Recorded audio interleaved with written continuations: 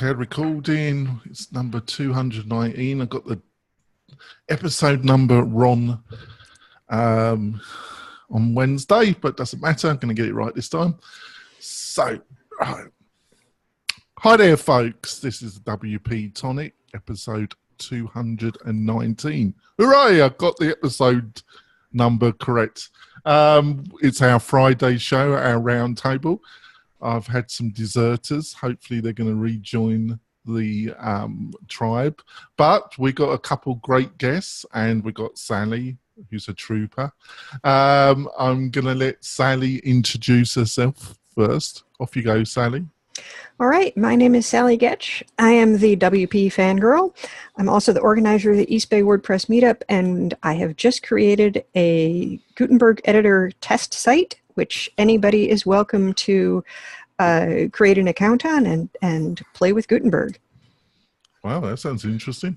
Let Dave introduce yourself, Dave. Sure thing. Yeah, I'm Dave Kiss. I'm a full stack developer and educator. I like to share what I know as soon as I learn it, and I've been running my own business for the past 5 years. It's just been primarily plugin sales related to providing video tools for your WordPress site. That's great. And the great Chris Badgett is joining us. Like to introduce yourself, Chris? How's it going, everybody? I'm Chris Badgett, and I'm the co-founder of LifterLMS, which is a WordPress learning management system plugin for creating online courses and membership sites. And I'm super excited to be here. Thanks, Jonathan. And Chris runs a really great podcast, which I suggest you go and listen to. He even invited me on it, which was a brave act. LMS Cast. That was a brave act, wasn't it, Chris? It was. We survived. We survived, didn't we? So let's go right into the news stories, because we've got a few things to discuss. I think we're going into 5 ways I like to be proven wrong about Gutenberg, and that's by Josh Pollock. He's been on the show as well. He's a great developer and a friend of the show, and he wrote an extensive article. Would you like to start off, Sally, about this one? Well, it would be better if I'd actually watched this video, but there is an article that kind of summarizes the main points, issues with accessibility, which, the accessibility team is working hard on. Shortcodes, which are an issue, but they're saying, wait, no shortcodes. Well, I've been following the core editor channel and the main WordPress Slack, and I've seen people, proposing, okay, here's a possible shortcode block. If there's something for something where the creator of the plugin hasn't actually made a block for Gutenberg. So it's certainly being considered. Whether it will be done, what they will figure out, I'm not sure. Meta boxes has been a huge discussion. Some of us, me included, use plugins that rely on meta boxes a lot. I mean, there's plugins that almost everyone uses, like Yoast, that need meta boxes. Good God, every single. That's Matt. Matt reads. Hello. Hello. My phone He rings. wants to sort you out, Sally. He's already unhappy. I'm not sure Matt knows I exist. Wow. But I think he does. It's important. But if I use ACF a lot, for instance, and that relies totally on meta boxes, and it's like, okay, so what do we do? And we've seen a number of posts about, so what happens here if, particularly for those who create plugins that rely on meta boxes, they're going to have to completely rewrite their plugins and, basically put in a ton of work just to duplicate the functionality they already had. And so, again, there's a lot of discussion. I think they're trying to work something out that won't make it a disaster, but right now it's a pretty serious issue. Finally, there's kind of the question of the identity of WordPress and its its editor and then backwards compatibility. And we already heard a number of these issues raised by our dear Morton, who is feeling so worked up at the moment that he couldn't bear to join us. Yeah, he was tempted, but he just said he needed to cool off, didn't he? Yeah, well, I think Morton overall has a professional reputation to maintain and possibly doesn't want to air his completely unfiltered thoughts on our podcast. But never stopped me, did it, Sally? Yes, but we're not Morton. No, true. I'm not. We're not employed by a company that's owned by Microsoft. No, that's you got a point there, haven't you? Dave, you look puzzled, but hopefully you got something to say about this. Not puzzled, no. I got involved in this conversation a little early, I think, because I was developing a plugin that relies heavily on using a meta box as a mounting point for some of this React stuff moving forward. And I just kind of organically ran into the question as soon as this Gutenberg project was available for public discovery, I guess. So when I installed that, I was wondering, where are all the meta boxes? Where did they all go? And so naturally, that already just broke that process for me, right? So I went kind of searching to determine if there was a discussion that was in place for this. And there were only a few people that kind of noticed that was an issue up front. And now that has really taken off as a discussion, right? So yeah, I think it was important maybe a month ago to nobody was really talking about it. At this point, that discussion's really picked up, and I think it's on everybody's radar as being a pretty important piece of what does it mean to be editing a post, And I think that Gutenberg project is primarily trying to tackle post content, right, and making everything that is within that post content field blockable, I guess. But how does that have an effect on everything else that's related to that particular post? The way that it was kind of built initially looks as though Gutenberg was meant to replace the entire post editor page, but some of those elements aren't necessarily related to post content. They're associated with meta fields and custom fields and things like that. So yeah, this was kind of a puzzling oversight for me, or maybe like an early non-consideration, which I was a little unsure about that moving into it. Do you really think that? What do you mean?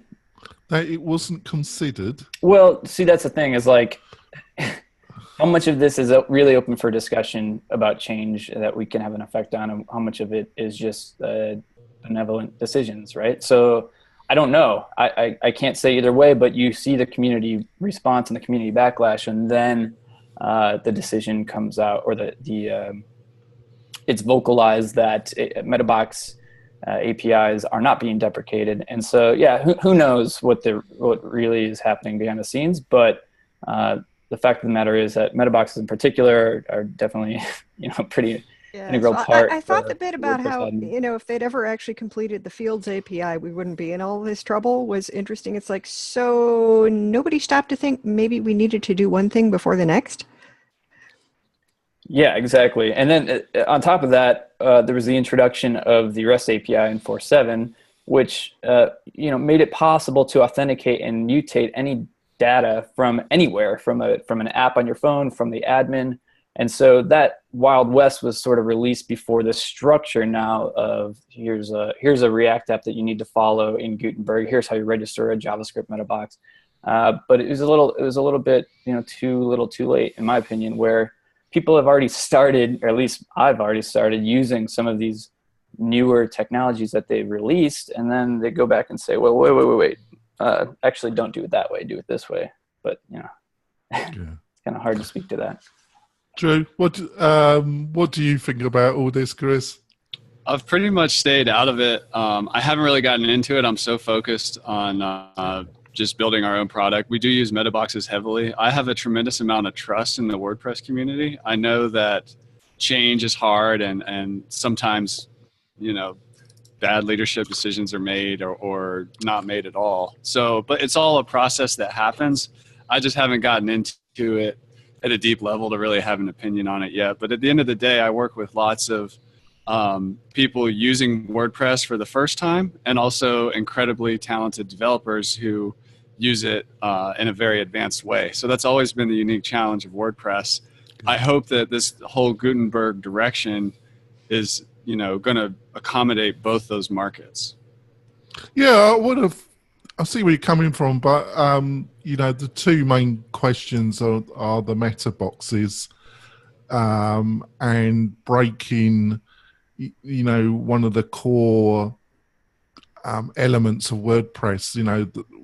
That compatibility will be maintained if it's at all possible.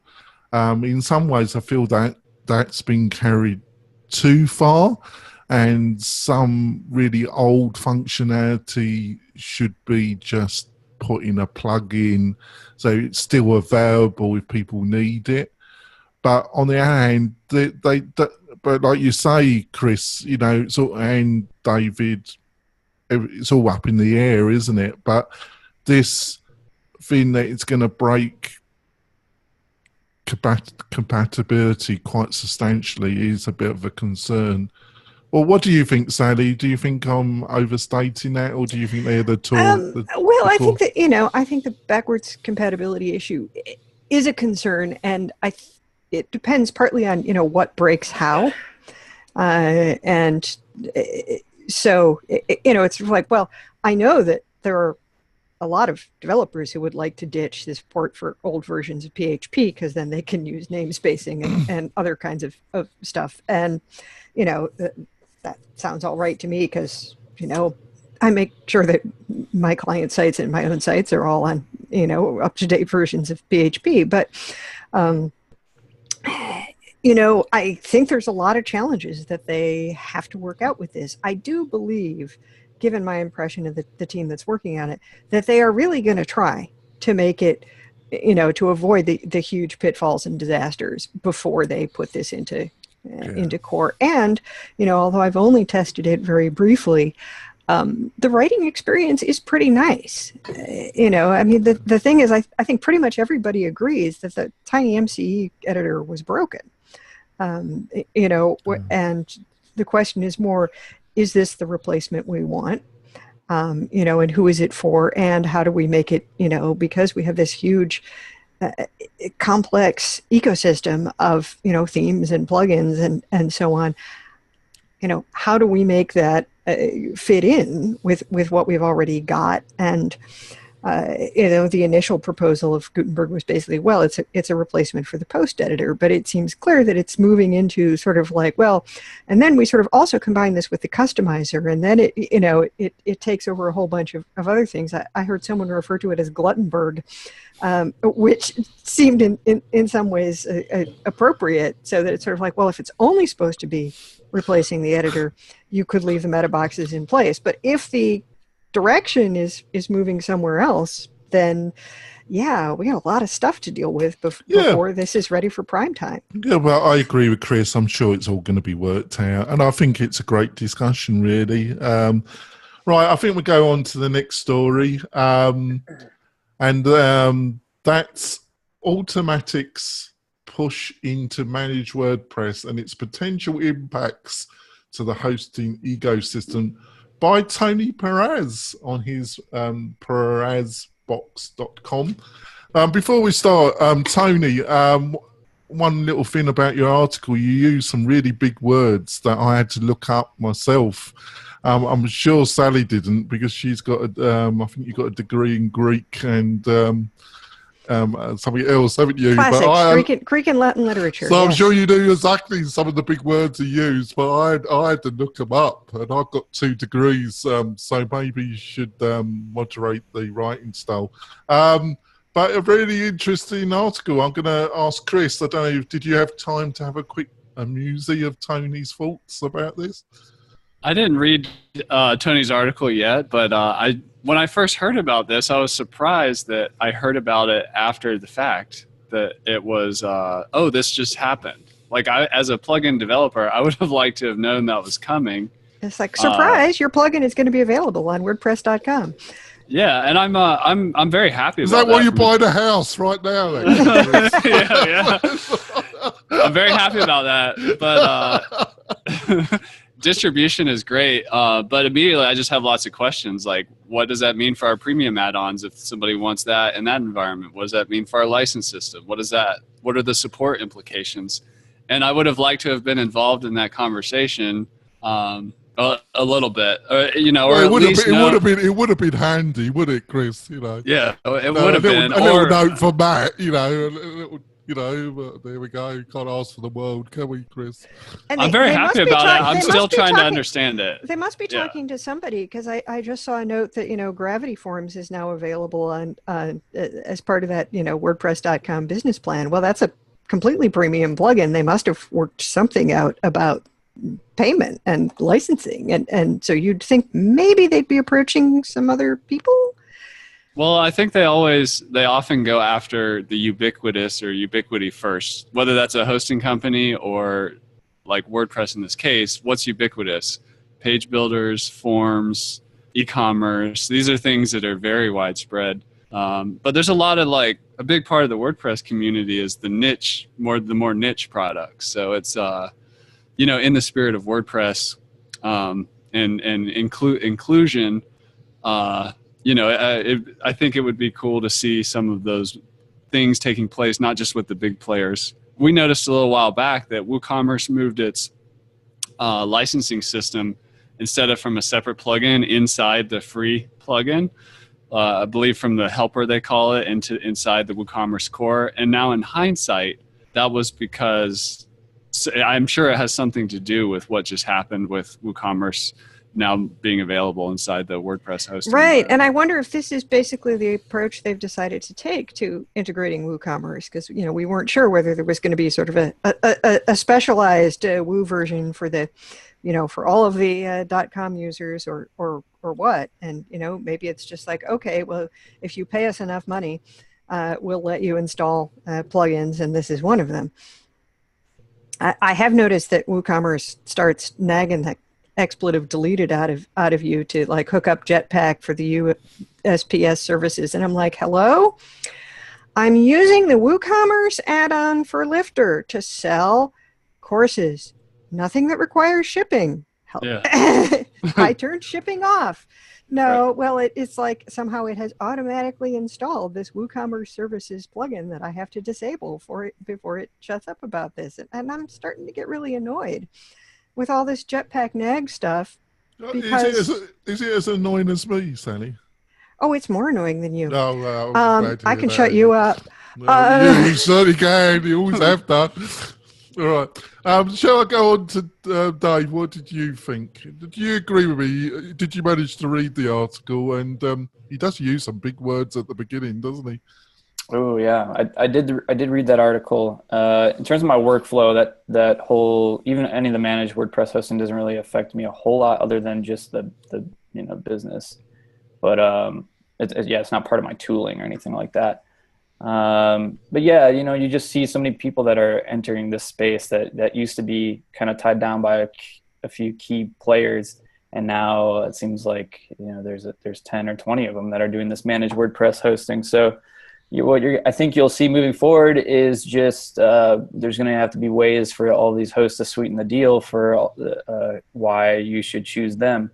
And really how I think that affects plugin developers is that your plugin better be on the radar for something that's quality to one of these hosts, so that when they come looking for, okay, what can we offer to our clients that are coming in as a package deal that might solve some of these solutions. So you might only see, I think, moving forward and projecting this, you know, 1 or 2 really solid form plugins that are going to be offered by the hosts as, hey, this is the form plugin to use, and this is the gallery plugin to use, this is the course builder plugin to use. And everything else is going to just be up to the smaller players at that point, and the plugin developers to figure out how to compete with that, which is going to be really difficult. So, yeah, I mean, I don't know. Managed hosting has always been just this kind of thing that I've noticed happening, but I don't really engage with it a whole lot. No, everyone and their brother does it now. Brother does it. I just love you, Sally. You made a great point there, Dave. You know, you can really see, like, somebody managed hosting. We specialize in membership sites or learning management systems. We're the learning management system WordPress hosting provider. And then they come to both of you and they say, you know, we're going to offer, you know, we want to offer your plugin solutions with our hosting, and it'd be totally, you can see that coming, can't you? What do you think, Chris? Yeah, I think the opportunity to niche down for managed WordPress hosting is incredible. You know, because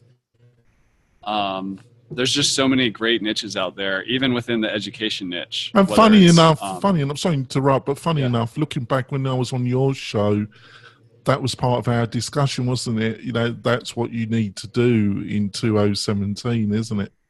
Absolutely. Absolutely. And like I was kind of skeptical when I saw managed WordPress hosting first roll out. I was like, what's the value here? Or like, what is it, you know, does it work? And over time, I'm now currently a very happy WP Engine user. And I've got, we have an extremely high traffic site. We've got about, we have over 100 websites of our own on WP Engine. We use it, and it's been great. We used to have our own Amazon cloud system, and it was a bear to manage. And so I see the value in managed WordPress hosting, but we're kind of power users, and they still add a ton of value for us. But to have an easy button, I like to say, for the would-be education entrepreneur or the would-be e-commerce entrepreneur or the would-be events, like conference focus, all these niches that, you know, you can just look at the WordPress theme marketplace and like, okay, what are all the categories? Okay, let's look at these categories. There could be a managed WordPress host for each one of those, and really solve the unique problems, because the problems that learning creators have is different from, you know, another, you know, brick and mortar at an e-commerce store to your business. So there's room to differentiate. Oh, definitely, I think, actually. But and also, this is only my impression with Tony's, and I was only teasing. If you do listen to this, Tony, I'm only teasing. But I'm English, I'm allowed to. But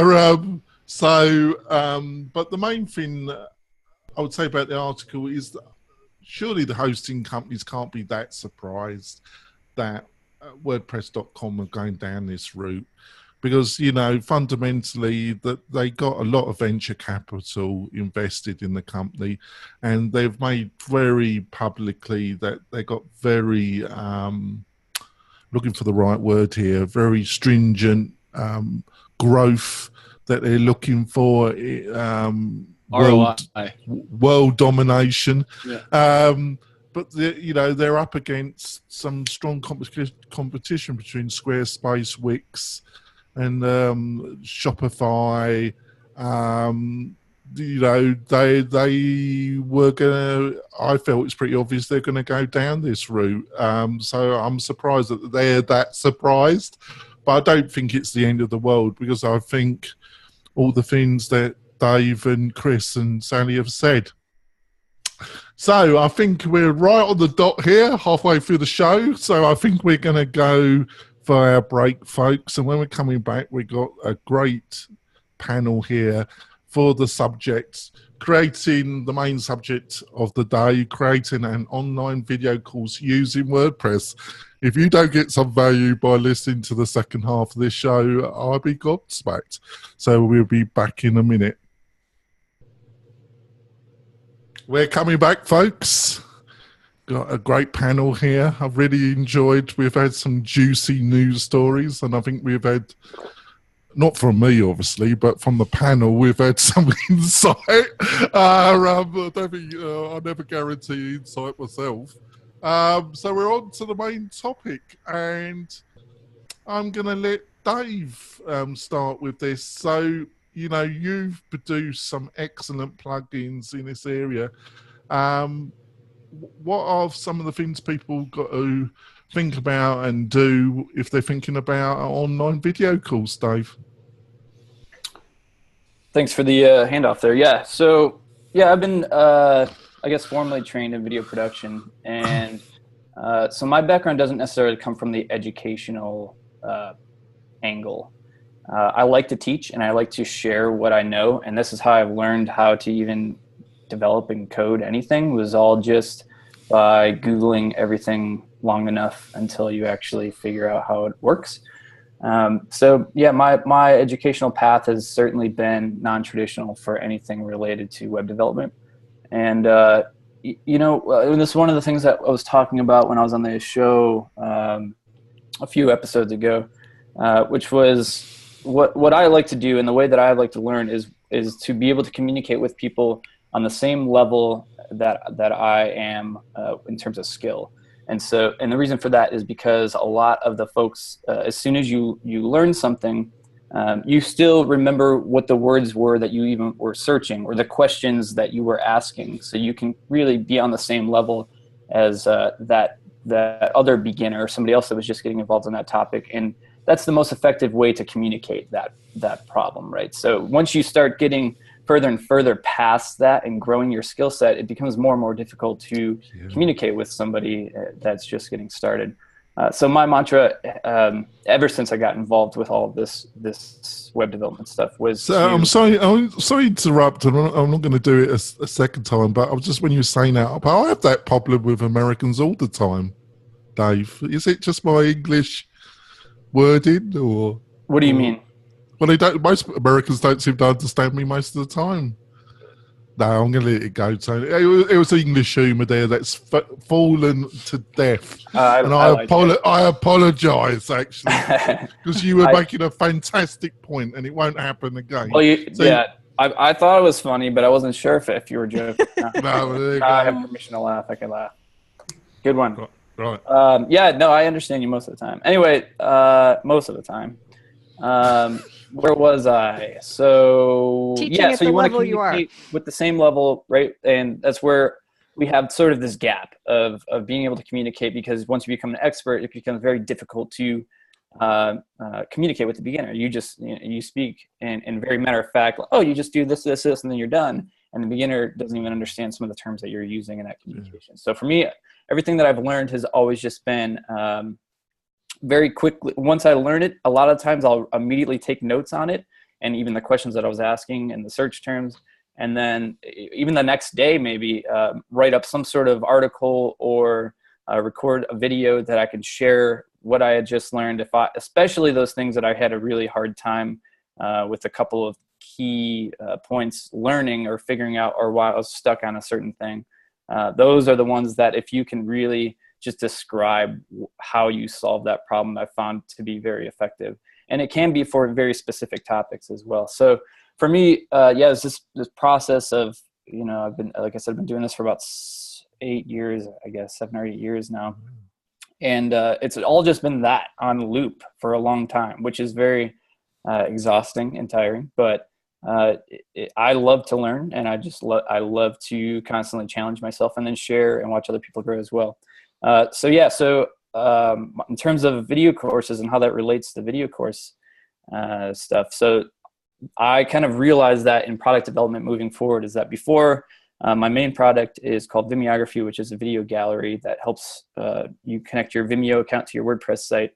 And I really liked that project. I really enjoyed it. I was good at it. I had the video production background. I knew what I wanted to see out of it. I knew there was a market for it. But in terms of importance, it didn't really have the same level of importance as education does to me in that process of learning and sharing what I knew. So that's where I set off to develop this new plugin called LunchBox, which is a fun name.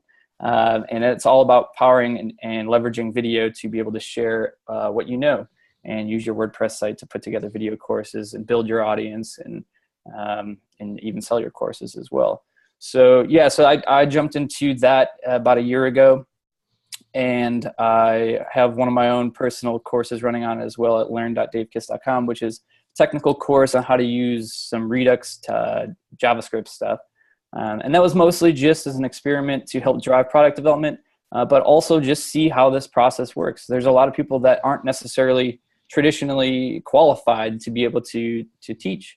But this information is people want to know how to do what you already know. So I just think that with the tools that we're surrounded by and the products that are available, it sort of enables anybody to just get started and share what you know and build your audience out of that.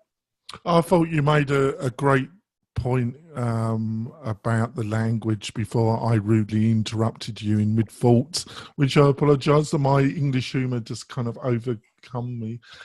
Chris, great point there.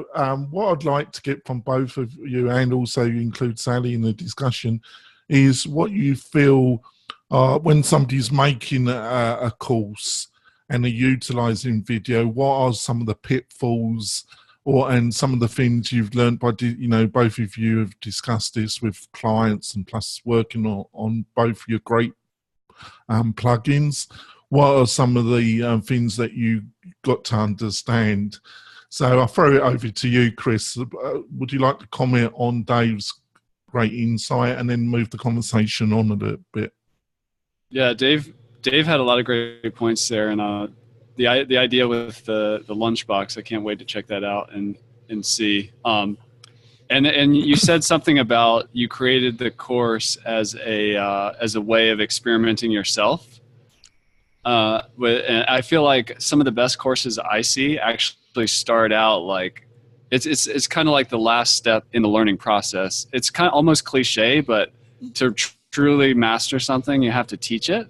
So that very act of creating your first course or first course in a new area it's a critical step. It's mission critical. So making tools where that's easy for somebody to do is a really powerful thing. But moving into the pitfalls, I think that the biggest mistake I see is that people think about online courses and video courses as basically just a multimedia chapterized video version of a textbook. And that can be effective, and you can convey a large amount of information. It can be more appealing than a big, fat textbook on the desk.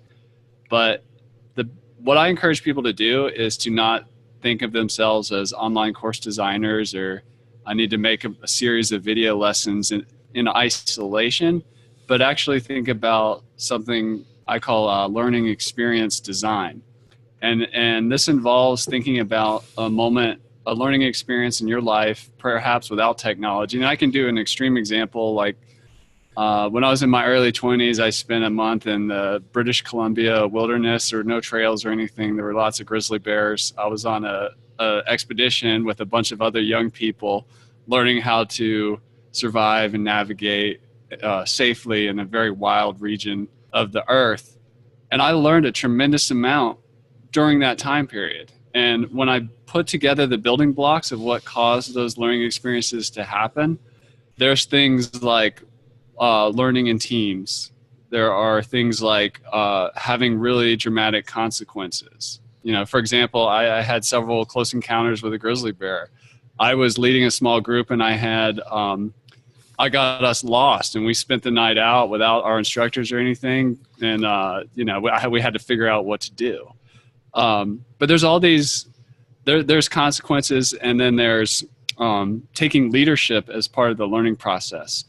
That's the other mistake, is assuming that the goal is to stand at the podium and deliver the sermon. And that's not learning. That's just a piece of it. And so when you design a learning experience, videos are great and they're a very important part.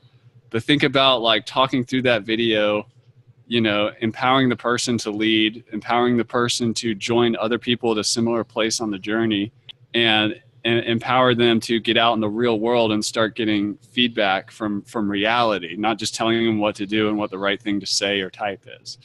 So that's those are some of the pitfalls I see out there. That's great. Thanks for that. Sally, as a consumer and also helping people develop education membership sites with a high level of education content, what do you see some of the pitfalls when you're consuming some of these courses that are being made? Anything comes to your mind? Well, I think both Dave and Chris have made really good points. I used to teach for a living. Yeah. I was an academic, and Dave is totally right. The more you know, the harder it is to teach beginners. The harder it is to say, how do I take this extensive, complex knowledge and decide, what and introduce people to it in a way where I haven't simplified it to the point where I'm giving them misinformation. You know, I was a specialist in Greek tragedy, and these kids would come to me with you know, whatever small experience they'd had in high school, and basically everything they learned in their high school English classes was wrong. And it's like, you know, okay, this tragic flaw thing, throw that out. Hey, none of these authors you're reading ever heard of that term. Aristotle hadn't been born yet, and he didn't mean by it what people think he meant. You know, and it's very challenging. Teaching is hard. I think, you know, if you are somebody who already teaches in a classroom, it's probably easier in some ways to create one of these courses because you're used to that. You're used to knowing, yeah, this is not like a system of, all right, you drill a hole in somebody's head and you pour knowledge in through a funnel. That's not how it works. People have to engage in activities in order to learn things. And so, you know, your course is not just, oh, here's a video with a lecture. I did some teaching for Media Bistro of introductory WordPress. So yeah, I had to make a series of, you know, screen capture videos kind of walking through this and that, but we also had live discussion sessions, and we had assignments that I gave people, because unless they're actually using the thing, you're not really going to know how to use it. And there are going to be all the things that I didn't think about because they're obvious to me now, but they're not obvious to somebody who's just starting out. Yes, Chris is smiling because my cat has come to assault me again. I'm just amazed at the multifunctionality that you show almost every time you come on this show, actually. Yes, well, with this cat, you have to learn to pet the cat and do anything else because you are always petting the cat. But so, yeah, I think it's tough, and you have to, you know, I taught the course for Media Bistro 3 or 4 times, and, you know, I learned a bunch teaching it the first time about what I could expect and modified it for the next. And so, you know, don't think that when you create one of these courses, you're necessarily done, because it will probably evolve once it encounters real students. And also, yeah, you have to think about a lot of stuff. You have to think about, you know, assignments or quizzes or some kind of, you know, way to, you know, for both you and the student to evaluate whether they have understood this. And that's one of the nice things about, you know, a learning management system like Lifter. I haven't looked at LunchBox yet. I have to check that out, where it's got these, you know, built in, okay, so here's your video. Now here's the follow-up. Here's the engagement part. Here's the, you know, what do we do next? Do we include a, you know, a quiz at the end to see if they got it? You know, that kind of thing. And yeah, curriculum design is hard. And I think people need to know that, you know, you're not likely to do it perfectly the first time, even if you have some experience. I think that's great points. A question to Dave. Unfortunately, Kim Scheffler can't join us today because she's actually having to take her husband to have all his wisdom teeth removed. Ouch. And Kim's expert on learning management systems has presented and also spoken. And I was interviewing Kim on Wednesday, and we were talking about learning management systems, Dave. And she's saying that the trend seems to be mixing video with content, but also people are expecting live webinars to actually an element of being able to speak to the instructor one-to-one, and more of that kind of human content. Do you see that as something you're trying to build into your solution, Dave? And what do you think about that? Yeah, absolutely. Communication and feedback. I mean, what we all need it for everything that we're working on. Every conversation that we have is important to be always checking yourself to make sure that you do believe in what you believe in, right? So in terms of tooling, you know, there's so many different ways to be able to communicate, whether it's through Zoom or through Slack or even just a text message. So in terms of a lot of the different tools that can be involved for a LMS, a lot of times, and this is true for selling stuff online too, these tools already exist. So let's do our best we can to already leverage them instead of having to rewrite some of the code that may have already been written. So yeah, in terms of my particular product and how I believe some of this communication can work in terms of live and real time would be if a student enrolls in a course or they've bought a course, they paid a course, then you can send them an invite to a Slack channel where the teacher maybe schedules a hangout once a week, and at a certain time that everybody can get in and ask questions and communicate, even not only with the teacher but with each other, and talk about how that process is going. You also have the ability to send messages individually with a student and a teacher through just the website. So if you have a message on a site, or even setting up any sort of hook that just allows you to communicate through whatever your preferred method is. It could be a phone call. So I think just having different ways in place and a plan for how you would like to tackle communication and staying in touch with your students, or the live webinar stuff too. All that stuff is great. So, but I just think it's important to be careful not to rewrite what already exists and reinvent the wheel, and try to leverage the platforms that are already being used by people that are in the niche that you're working within. Oh, thanks, Dave. Chris, whereas Dave was speaking, it's, if education was really simple, it'd be like what Sally says, you could literally open somebody's head and you could just pour the information rope style and they would just learn. But it hasn't proven to work, has it? So you're both in... Have you got any insights about what, you've spoken to a lot of people that are using your products, had a lot of conversations. Do you got any insights about what fundamentally does work, or does it really depend on what's being taught, really? Or got any thoughts, Chris? Yeah, definitely. What fundamentally does work, I always go back to those stories of, like, out in the wilderness, I had a teacher who would engage with each of us as an individual. And we may be following a standard curriculum or program or course, if you will, but there was some individualized stuff there. And for anybody listening, to Dave's point about, leveraging existing tools, you can add one sentence to your sales page that says includes a weekly or monthly group webinar or meeting, and you can use something like Zoom or GoToMeeting or whatever, and you've just instantly increased the value and opened up a feedback loop where people can come together and add that social part of the learning process. Because what some people do is they end up in this ghost town scenario where it's just me and the course material. There might be 20,000 other people in this course, but I'm all alone here. But the way I like to describe it is, think about a book on your bookshelf. If you have a great book that you love, let's say something about marketing with Seth Godin, wouldn't it be nice to have like a monthly webinar with Seth? And he, or I could afford it, Chris. I could afford it, Chris. Yeah.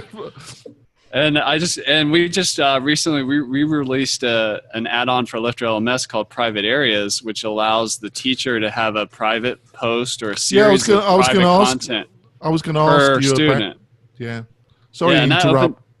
It's okay. That opens up that feedback loop, and that's all in an effort to help make learning work, because not everybody is the same. And the big insight, if I want to drop it out there, that I think helps describe the situation, is an online course is kind of do-it-yourself, like the video lessons and multimedia, audios, downloads, text, everything. That's the do-it-yourself. But when you add private coaching or group coaching into that offer or that learning experience opportunity, that's a done with you experience, which is completely different and often a lot more valuable.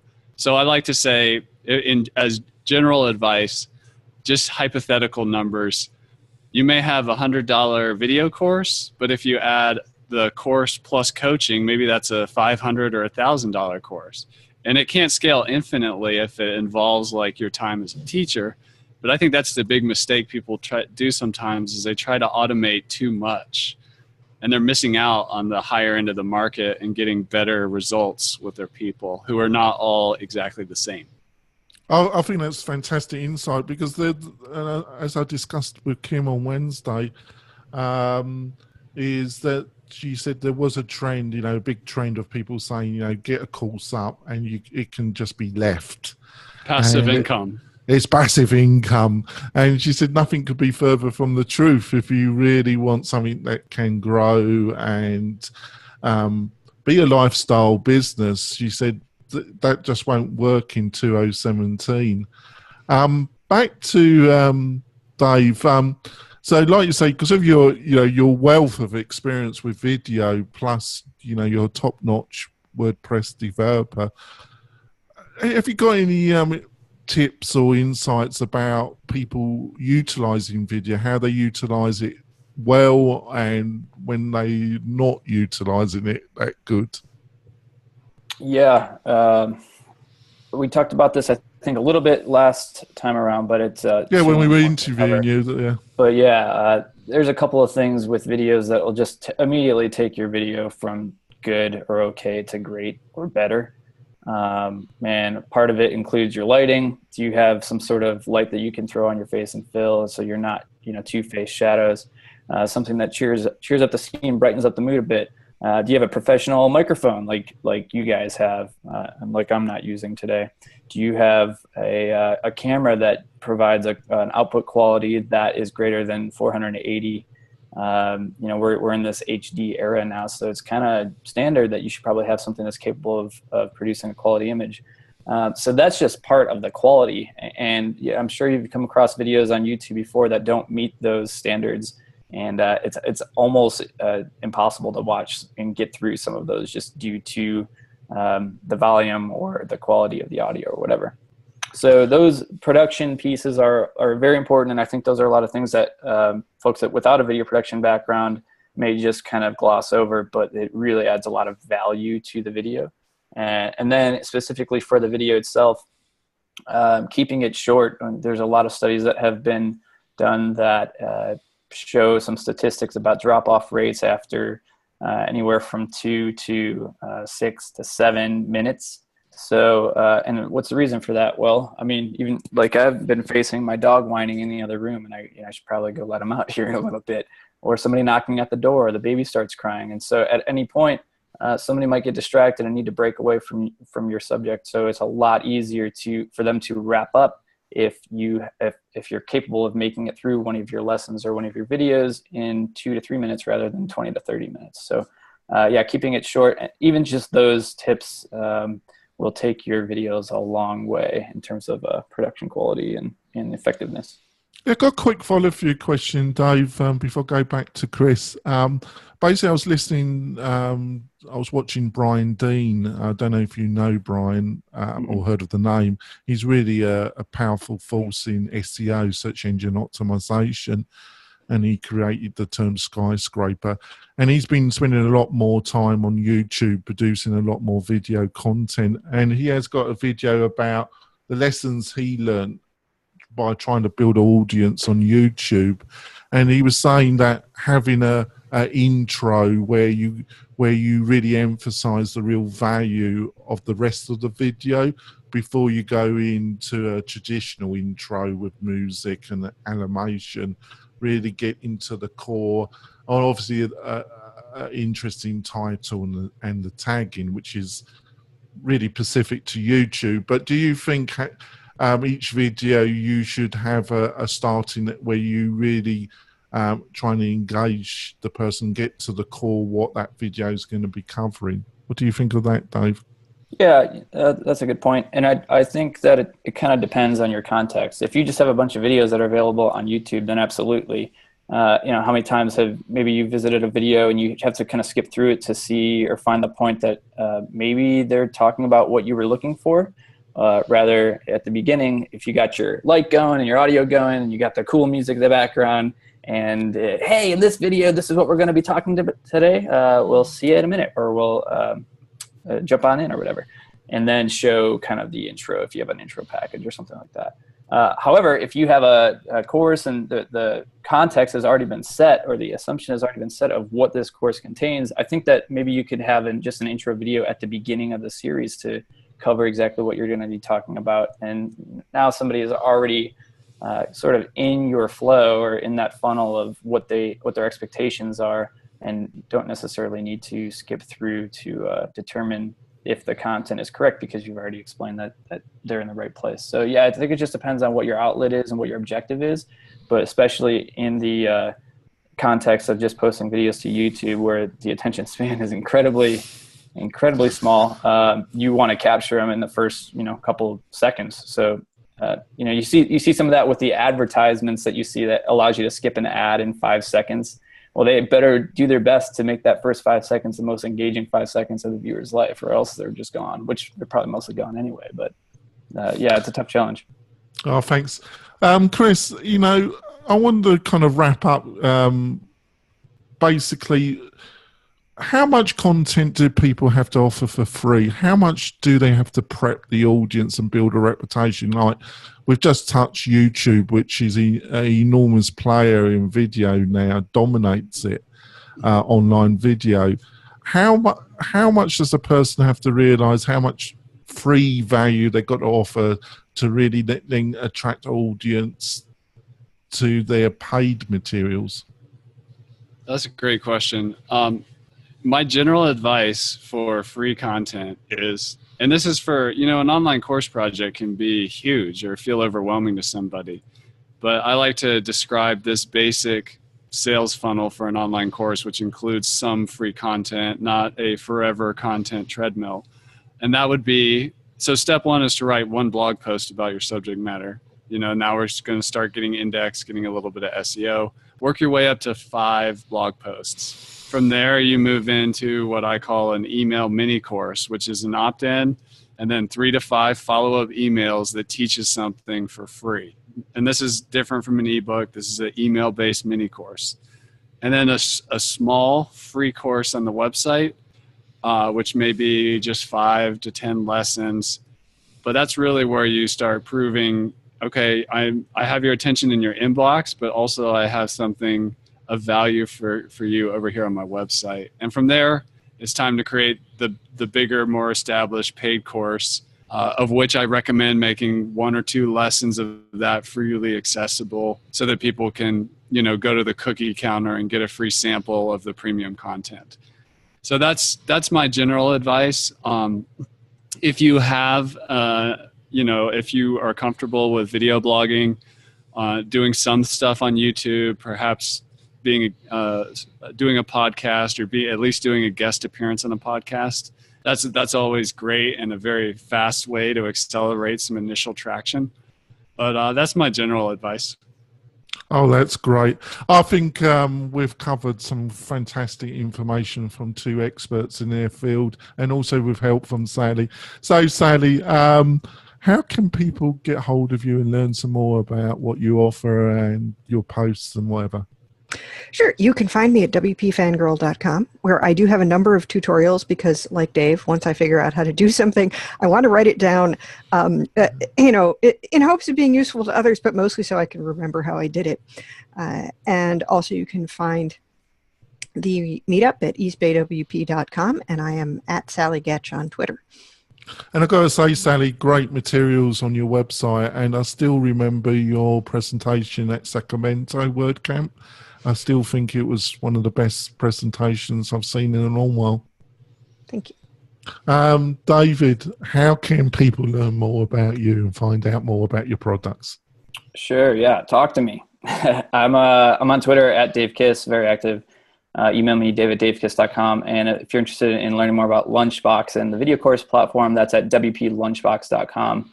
And yeah, I'm open to any sort of questions or comments and how to improve things and help you out your personal situation as well.